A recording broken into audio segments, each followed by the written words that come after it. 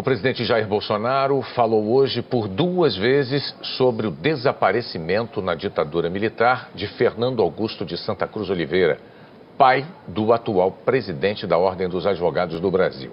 Fala pessoal, tudo bem com vocês? Eu ia falar sobre um tema bastante polêmico no momento, que foi a declaração do presidente Jair Bolsonaro, o presidente da República, a respeito do presidente da OAB, Felipe Santa Cruz. O presidente falou a respeito do pai dele, da morte do pai dele, que foi o Fernando Santa Cruz. O presidente falou que o pai dele não foi morto pelos militares, e sim pelos companheiros guerrilheiros do pai dele.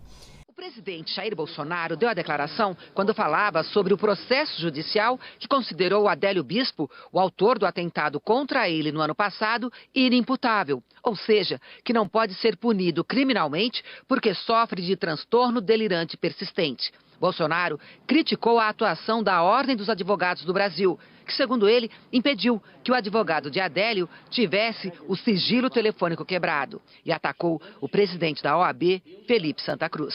Por que a OAB impediu que a Polícia Federal entrasse no telefone de um dos caríssimos advogados? Qual é a intenção da OAB? Quem é essa OAB? Um dia, se o presidente da OAB quiser saber como é que o pai dele desapareceu no presídio militar, eu conto para ele. Ele não vai querer ouvir a verdade. Eu conto para ele. A versão, não é a minha versão. Aqui, a minha vivência me fez chegar a essas conclusões naquele momento. O pai dele integrou a Ação Popular, o grupo mais sanguinário e violento da guerrilha lá de Pernambuco.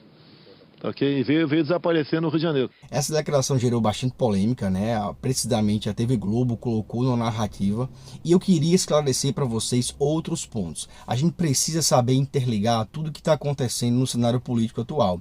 Se a gente vê só uma fase de uma informação, a gente vai só focar naquele lado ali e a gente vai ver sobre acerca daquilo ali. E o que eu queria relacionar para vocês é o seguinte: o tema não é só esse, não se trata apenas da declaração. Eu queria só que vocês entendessem esse outro lado, esse outro ponto de vista. O presidente da República, ele era então candidato, o Jair Bolsonaro, ele era candidato à presidência da República, e diante do seu comício, na rua, local aberto, o Adélio Bispo deu uma facada no então candidato. Levou essa facada, teve o repúdio por parte dos seus eleitores, algumas pessoas que eram contra bateram até palma, coitada da faca, enfim, isso a gente já sabe. Mas vamos direto ao ponto. O que acontece? O nome do agressor do presidente foi Adélio Bispo. Ao Adélio Bispo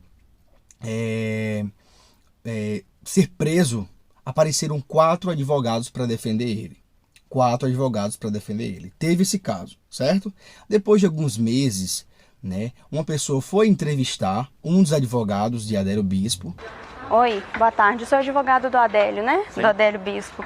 Eu queria saber, conta pra gente, quem que tá pagando todos esses advogados aqui que tá cuidando do Adélio Bispo?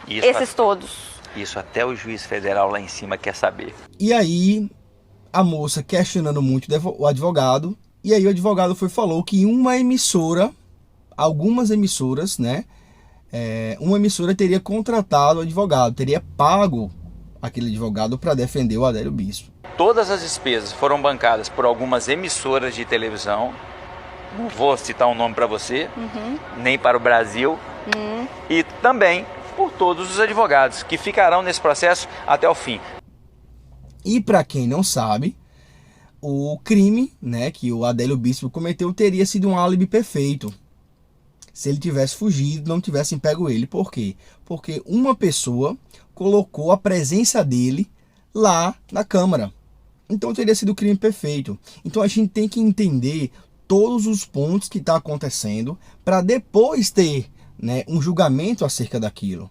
O presidente, ele teve a fala dele, você pode julgar a sua fala dele. Mas aí o que acontece? Por meio do Felipe Santa Cruz, que é o presidente, ele ordenou a não investigação dos celulares do então advogado, que defendeu o Adélio Bispo. A quem interessa, o povo brasileiro quer saber, a quem interessa manter em segredo, a quem interessa esconder quem foi que mandou matar Bolsonaro? a pessoa que me pagou. E, por incrível que pareça, foi constatado que o Adélio Bispo sofre por transtornos mentais, né? E uma das pessoas que era responsável pelo local que o Adélio Bispo descansava, né? Que ele ficou numa pousada, morreu, essa pessoa morreu. Então, gente, aqui eu não estou fazendo esse vídeo aqui para querer mudar você de lado, para fazer com que você defenda o presidente, que você bata palma. Não é isso. Agora, o que eu quero é esclarecer para as pessoas o que precisa ser esclarecido. Se eu gosto de uma pessoa, eu não posso obrigar outra pessoa a gostar daquela pessoa também. Isso é normal. Isso é normal. Ninguém é obrigado a gostar de ninguém. Agora, o que eu estou tratando aqui é que as pessoas estão sendo enganadas. Se você é contra por isso, aquilo, tudo bem.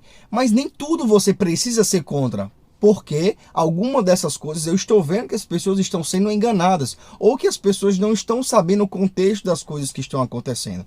Então vamos lá, por ordem. O presidente ele foi esfaqueado por Adélio Bispo. O Adélio Bispo teve 4 advogados. Acesso a 4 advogados. Ele era filiado ao PSOL. Desses 4 advogados, pouco tempo depois, ao ser questionado por uma popular normal, uma cidadã normal, ele falou que uma emissora contratou ele, que estava pagando ele, certo?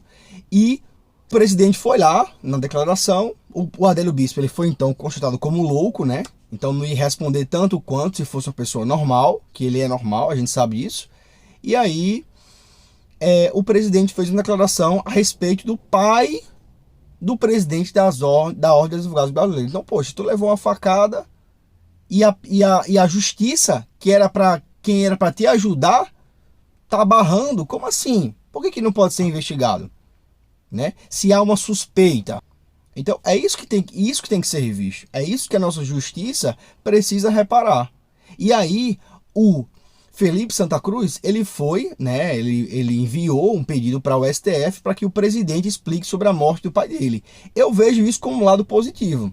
Eu vejo isso como excelente lado positivo, de mostrar mais ainda a verdade. Porque pouco a gente sabe sobre aquele período que aconteceu. Tudo foi os militares. Um antigo integrante da luta armada contra o regime militar brasileiro confessou pela primeira vez ter participado da execução de um companheiro. Carlos Eugênio Paz, da Ação Libertadora Nacional, sai para fazer uma ação, onde ele era o homem da metralhadora. Foram lá, expropriaram um carro, quando foram trocar a placa do carro no matagal, chega a polícia, ele pega a metralhadora dele e se manda, sai correndo sem dar um tiro, sem avisar os companheiros. Ou seja, expondo os companheiros à prisão, morte e tortura. Até um momento em que as direções da Ação Libertadora Nacional, a direção regional de São Paulo e a direção nacional da ILN tomou essa decisão. Então, realmente, nós fomos lá e cumprimos a tarefa. Você participou diretamente da execução, então? Participei sim da ação. A tiros, numa rua, no jardim. Aqui a gente não vai entrar em questão da ditadura, regime, eu não vou entrar muito nessa questão. Mas isso aí precisa ser questionado e as pessoas precisam entender o que de fato está acontecendo com o Brasil, porque as notícias são colocadas todas fora de contexto. Ok, pessoal? Boa sorte aí. Justiçamento é quando um tribunal revolucionário da organização, ele decide que para fazer justiça alguém terá que ser executado. O caso do militante Márcio Leite de Toledo. Ele morreu em São Paulo em março de 1971. Márcio foi condenado à morte pela suspeita de estar traindo, sem sequer ter traído. Ele percebeu que a luta estava se tornando inglória, porque muitos companheiros estavam sendo abatidos. Então ele queria, na época, estrategicamente recuar, se reorganizar e voltar com uma atuação política. E parece que ele não foi bem compreendido. E como ele sabia muito, ele teria que ser morto. Na verdade, ele não foi morto, ele foi assassinado, covardemente assassinado. Participei da decisão, fui favorável, esse companheiro tinha se tornado um perigo para a organização e deixamos um panfleto, quer dizer, não foi nenhuma ação que a ILN tenha tido vergonha de tomar aquela medida. Eu acho que a organização tomou a medida correta naquele momento, que era um momento de guerra. Ele é um assassino.